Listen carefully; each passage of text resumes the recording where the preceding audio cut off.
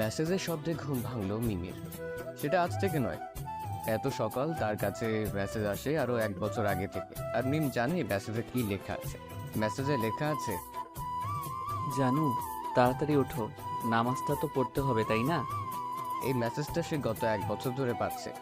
মিম অনেকবার তার number change করেছে, কিন্তু কোনো কাজই হয়নি, কারণ লোকটা কোনো না কোনোভাবে মিমের নাম্বার পেয়ে যায়।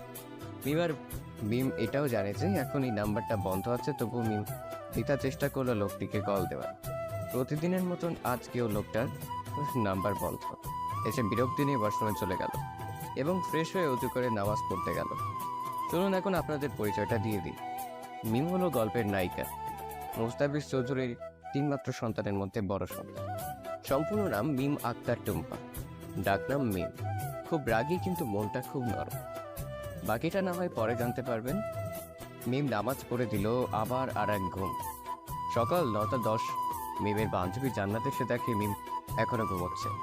এই জান্নাত এক গ্লাস পানি এনে দিল মিমের মুখে ঢেলে। এই কে রে? কোন ভদ্র ঘরের অভদ্র মাইয়া আমার গায়ে পানি ঢেলে দিল রে? এই, তুই জানলি কি করে আমি যে আসছি? আরে আমি তো জেগেই আছি, শুধু চোখটা বন্ধ করে রাখছি। শুধু কি চোখ বন্ধ করে রাখছিস নাকি আরো কিছু করতাছস? আর কি করব?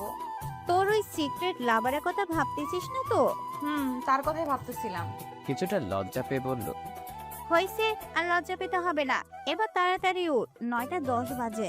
ক্লাস শুরু হতে আর 50 মিনিট বাকি আছে। তুই 5 মিনিট দাঁড়া, আমি 20 মিনিটে আসতেছি। তো এই 15 মিনিট কি করব আমি? এই 15 মিনিট তুই বসে থাক। তা না হয় থাকলাম, তুই তাড়াতাড়ি আয়। ওকে জানু। বলেই ওয়াশরুমে চলে গেল মিম। এইদিকে তাদের কথা শুনে হাসছে আমাদের নায়ক। তার পরিচয়টা না হয় আরো পরে দিলাম। এই চল চল, দেরি হয়ে যাচ্ছে তো, তাড়াতাড়ি চল। নিজে লেট করে এখন আমাকে বলতাছস তাড়াতাড়ি চল।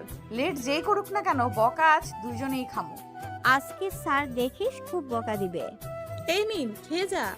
আমি পরে খামুনি, তুমি এখন খেয়ে নাও, টাটা। কলেজ হেঁটে যেতে তাদের 10 মিনিট লাগে। তবু আজ রিক্সা নিয়ে গেল, কারণ দেরি হয়ে গেছে তাদের। তাই কলেজে গিয়ে রিক্সা ভাড়া মিটিয়ে দিল এক দৌড়, কারণ মাঠে কেউ নেই।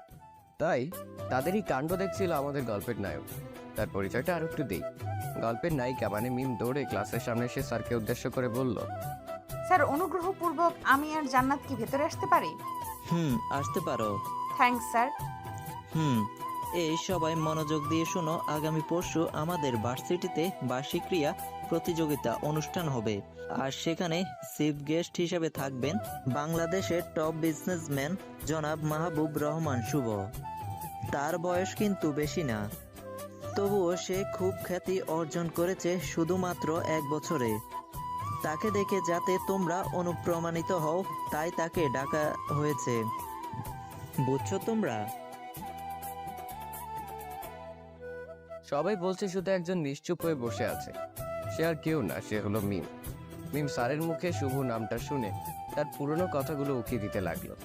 হ্যাঁ, আপনারা ঠিকই ধরছেন, শুভ হলো মিমের এক্স বয়ফ্রেন্ড। আর এইদিকে আমাদের নায়ক গিয়ে অফিসে পৌঁছে গেছে।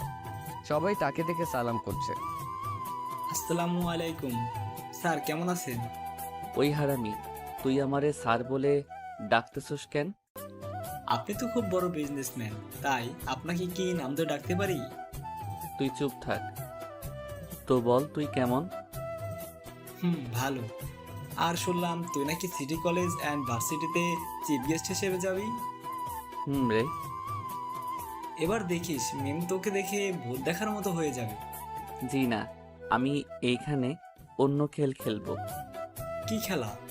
সেটা না হয় কালকে অনুষ্ঠানে দেখতে পাবি। তা বুঝতে পারছি। আচ্ছা শুভ, তুই কি এখনো মিমকে ভালোবাসিস? আপনারা ঠিকই ধরেছেন, গল্পের নায়কই হলো শুভ। খুব খুব খুব বেশি ভালোবাসি তাকে। তো তার সাথে ব্রেকআপ করছিলি কেন? আমাকে ভুল বুঝেছিল, আর সে আমাকে যতটা কষ্ট দিয়েছে আমিও তাকে ঠিক তার থেকে 2 গুণ বেশি ফিরিয়ে দিব। তোর যা ইচ্ছা। কলেজ ছুটির পর মিম তার বান্ধবীদের সাথে আড্ডা দিচ্ছিল। মিম, তোর সিক্রেট লাভারের কি খবর? কথা কি হয়েছে তোর সাথে? আরে না, সেই সাইকোটা তো শুধু মেসেজ দেয় আর কিছুই করে না। আমার মাথায় না একটা বুদ্ধি আসছে, তার আইডেন্টিটি বের করেন। কিভাবে? তাড়াতাড়ি বল। চল, আমার এক আঙ্কেল আছে, তার কাছে যাই। আর তাকে নাম্বারটা দিলেই তার আইডেন্টিটি বের করে দিবে। সত্যি বলতেছো তো? হুম। মিম, লিজা কিন্তু বুদ্ধিটা ভালো দিছে। কিরে লিজা, তোর দেখি আমার সাথে থাকতে থাকতে তোর গোবর মাথায় বুদ্ধি খুলে গেছে। তুই কি আমাকে অপমান করতেছস?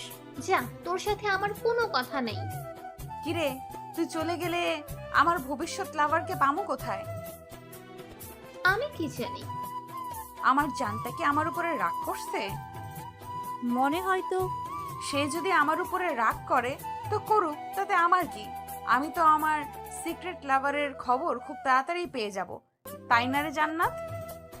রে, ঠিক বলতেছিস। থাক তোরা তোদের সাথে, আর কখনোই কথা বলবো না। তাই নাকি? আমি কিন্তু সিরিয়াস। আচ্ছা বাবা, সরি। এই দেখ, কানে ধরছি, আর কখনোই হবে না। হইছে, আর কানে ধরতে হবে না। আচ্ছা চল, এখন বাসায় যাই, কালকে না হয় জামুনে। এরপর তারা উঠে চলে যেতে লাগলো যে যার বাসায়। হঠাৎ জান্নাত বলতে লাগলো, ওহ মিম, আমি তো এখন আমার খালামনির বাসায় যাবো, তো তুই প্লিজ আজ একা একা বাসায় চলে যা, প্লিজ রাগ করিস না। আচ্ছা যা তাহলে। আচ্ছা। এরপর তিনজন তিন দিকে চলে গেল। কিছু দূর যাওয়ার পর কিছু লোক মিমকে ঘিরে ধরেছে। কে আপনারা, আর এইভাবে আমার পথ আটকাচ্ছেন কেন? এরপর মিমের সামনে রাকিব দাঁড়ালো আর বলতে লাগলো, রাকিব হলো এলাকার বখাটের ছেলে। সে নাকি মিমকে ভালোবাসে।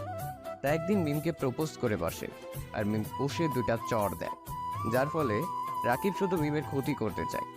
এতদিন মিম আর জান্নাত একসাথে আসা যাওয়া করতো, তাই কিচ্ছু বলেনি, কিন্তু আজ মিম একা, তাই রাকিব সুযোগের সৎ ব্যবহার করতে আসে। চলুন এবার গল্পে আসা যাক। অনেক দিন ধরেই আমি তোকে একা খুঁজতেছিলাম, আর আজ পেয়ে গেলাম। কি করবি তুই? কিচ্ছু করবো না, শুধু আমি এই বোতলের ভিতরে তরল পদার্থটা তোর মুখে মারবো। আমি কিন্তু চিৎকার করব। চিকিৎসার দিলে কোনো লাভই হবে না, কারণ ওখানে তোমাকে বাঁচতে কেউ আসবে না। হুডিও মাস্ক পরা একটা লোক বলতে লাগলো, কে বলছে বাঁচাতে আসবে না? এই তো আমি আসলাম। কে তুই? আমি হলাম মিমের সিক্রেট লাভার, বুঝছস তুই? এই বলে রাকিবের হাত থেকে বোতলটি নিয়ে মাটিতে আছাড় দিল, এবং অ্যাসিডটা মাটিতে পড়ে গেলে যেই রাকিব লোকটিকে মারতে যাবে তখনই 5টা গাড়ি এসে তাদের সামনে দাঁড়ালো, আর সেখান থেকে 20 জন লোক বের হলো এবং রাকিব সহ তাদের সবাইকে নিয়ে গেল। মিম লোকটিকে জিজ্ঞেস করলো, কে তুমি? সময় হলেই জানতে পারবে। বলে লোকটিও চলে গেল। মিম বাসায় চলে আসলো। মিমের মাথায় এখন একটা কথা ঘুরপাক খাচ্ছে, আর সেটা হলো, কে এই ছেলে? সে কি আমার সিক্রেট লাভ? হয়তো সেই হবে। সে যদি না হয় তাহলে সে বলল কেন সে আমি হলাম মিমের সিক্রেট লাভার? বুঝছ তুই? সেই হবে। দূর, তার মুখটাও দেখতে পারলাম না। আর একটা কথা, সে জানলো কিভাবে আমি যে এখন বিপদে আছি? সে কি আমাকে ফলো করে? হয়তো করে, তাই তো আমি যে বিপদে আছি সেটা জানতে পারছে। কবে যে আমার এই সিক্রেট লাভারটাকে দেখবো, উফ, আমার আর তর্স হইছে না। কি রে মিম, কাকে দেখবি? আর কার জন্য তোর তর্স হয়েছে না? না আম্মু, তেমন কিছু না। ক্ষুধা লাগছে, খেতে দাও তো। কথা ঘোরানোর জন্য বলল মিম। ভাত আছে, খেয়ে নি। তুমি খাইয়ে দাও না গো প্লিজ। যে মেয়েকে বিয়ে দিলে 2 দিন পর বাচ্চার মা হবে, তাকে নাকি খাইয়ে দিতে হবে? মেয়ের শখ কত। আম্মু তুমিও না, খাইয়ে দিবা কিনা এটা বলো। আমার মেয়েটা দেখি আবার রাগও করতে জানি। খাইয়ে দিবা কিনা এটাই বলো। দিচ্ছি তো, খালি রাগ করে। একদম বাবার মতন হয়েছে মেয়েটা। এরপর মিমের আম্মু চলে গেল খাবার আনতে। তখনই মিমের ফোনে মেসেজ আসলো। মিম মেসেজটা সিন করে দেখে যে মেসেজটা আর কেউ না, তার সিক্রেট লাভারই দিয়েছে। মেসেজে লেখা ছিল, তোমার কি কোনো কমন সেন্স নাই? রাস্তার কুত্তাদের সাথে কি কেউ এইভাবে ঝগড়া করে? আজ আমি না থাকলে তো আমার কলিজাটা শেষ হয়ে যেত আজ। আমি থাকতে কি আমার কলিজাটার কিছু হতে পারে? না, কিছু হতে পারে না। এরপর আর এক মেসেজ আসে,